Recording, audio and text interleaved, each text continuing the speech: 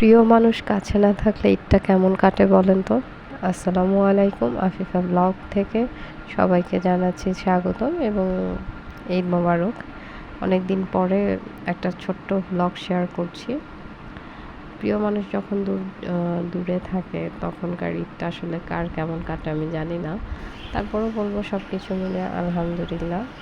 মেয়েটা একটু সিক ছিল, এবারে ঈদটা আসলে কেমন কিসের মধ্যে দিয়ে কেটেছে জানি না। তো ঈদের ২-১ দিন পর গিয়েছিলাম বাবার বাসায়। তো বাবার বাসায় গরুর একটা ফটো দিয়ে দিলাম, আর মায়ের করা বারান্দায় ছোট্টখাটো একদম খুবই ছোট একটা সিম্পল বাগান বলতে পারেন, শখের বশে লাগানো, সেটার একটু ক্লিপ নিয়ে নিলাম আপনাদেরকে দেখানোর জন্য। এই আর কি, ভাবলাম অনেক দিন অ্যাক্টিভ থাকা হয় না, ব্লগ শেয়ার করা হয় না, তাই একটু শেয়ার করে দিলাম। সবাই পাশে থাকবেন, ধন্যবাদ, আমাদের জন্য দোয়া করবেন।